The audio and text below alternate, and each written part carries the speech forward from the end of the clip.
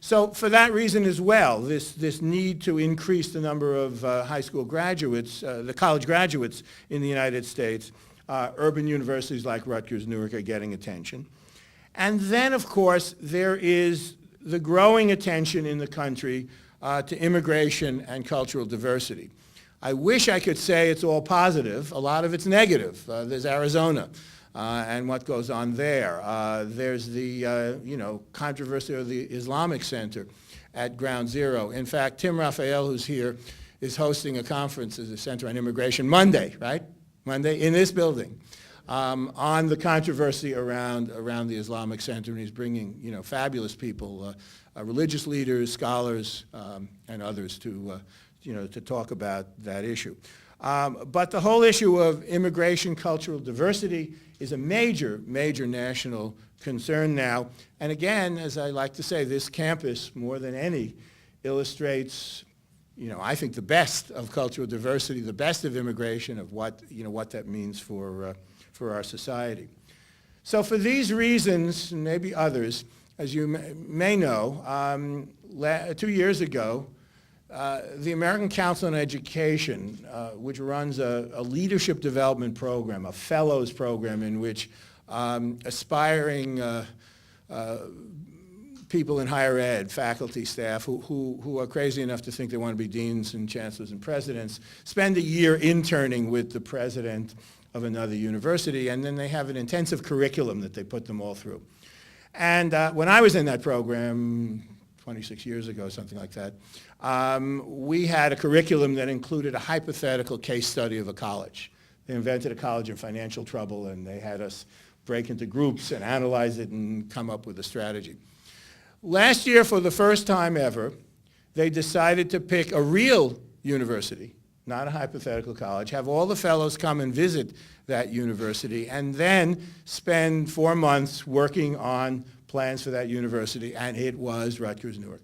And they were here, and they studied us, and they came back with all kinds of ideas, and they were asked to study 2 things about Rutgers-Newark: diversity and urban engagement. And that was their assignment. If any of you see the magazine, The Presidency, it's a magazine published by the American Council on Education and mailed to all presidents and provosts in American universities. I have an article in the current issue about the ACE Fellows Program, and I'm getting correspondence now of people saying, boy, your institution's doing really interesting things. So more evidence that we are gaining national attention for our mission. Okay, enough bragging. Enough bragging about the institution. Now I want to brag about individuals. Every year in this talk, I like to talk about some of the things that our great faculty has done.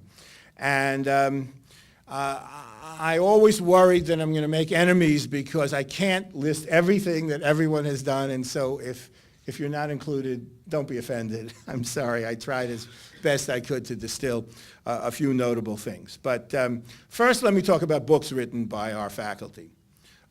Dean John Farmer's book, The Ground Truth, The Untold Story of America Under Attack on 9/11, was listed as one of the 100 notable books of 2009 by the New York Times and got rave reviews everywhere. Rigoberto Gonzalez of our English department and MFA in writing, his novel, The Mariposa Club, was selected as a 2010 Rainbow Book by the American Library Association. Lucille Joel in the College of Nursing received the American Journal of Nursing 2009 Book of the Year Award for her book, Advanced Practice Nursing. Laura Lomas in our English department received the Modern Language Association Prize in U.S. Latina and Latino Literary and Cultural Studies for her book, Translating Empire, on Jose Marti.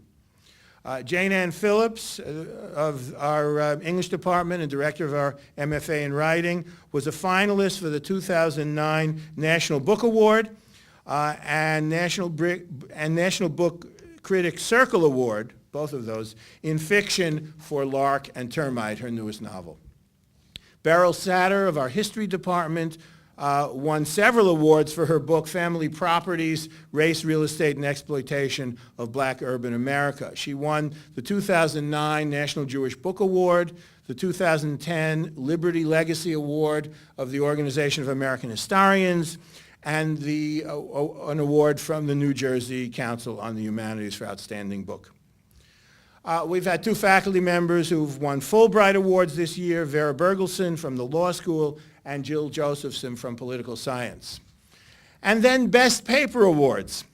Simi Kedia from Finance and Economics won the award for the best paper in the review of financial studies. Suzanne Kim of our law school won the Association of American Law Schools Best Paper Award on Gender Studies. Miklos Vassarelli in accounting won the Notable Contribution Award given by the American Accounting Association. Carl Farnbury of the School of Public Affairs and Administration won the Douglas Wilder Award for Scholarship on Social Equity for an article he published in the Journal of Public Affairs Education. Sanjay Pandey of the School of Public Affairs and Administration won the Northeast Conference on Public Administration Best Conference Paper Award. And then there are other awards other than Best Paper. Charles Affelwent from the law school was awarded received an award from the clinical section of the Association of American Law Schools for teaching excellence and commitment to clinical legal education. Douglas Carroll from our business school was awarded the 2010 Psychometric Society Lifetime Achievement Award. Michael Crew from our business school won the Transportation and Public Utilities Group Distinguished Member Award. John Dubin from the law school received the Oliver Randolph Award of the Garden State Bar Association for contributions to civil rights. Barbara Hoffman of the law school received the 2010 Annual Achievement Award from the Association of Community Cancer Centers. Rachel Jones in the College of Nursing was inducted as a fellow of the American Academy of Nursing. Jody Miller of the School of Criminal Justice was selected Scholar of the Year by the American Society of Criminology Division on Women and Crime. Dan Morgenstern, longtime head of our Jazz Institute, was awarded his 8th Grammy for album notes for the complete Louis Armstrong Decca Sessions. Clement Price of our History Department was honored with the Essex County's Martin Luther King Jr. Award and also with the American Jewish Committee's Metro New Jersey Community Relations Award. And Alan Sadovnik was the featured author for Routledge Publishers for the month of September 2010, their featured author. I could go on, but I think you get the idea. We have a fabulous faculty doing amazing things. We also have several new leaders who have joined us, in particular Todd Clear, who sent me an email explaining why he couldn't be here, but is doing a wonderful job as the new dean of the School of Criminal Justice. And Kemal Dawkins, the new Executive Vice Chancellor for Administration. Kemal is here. Just stand up so people know who you are. Okay? Thank you.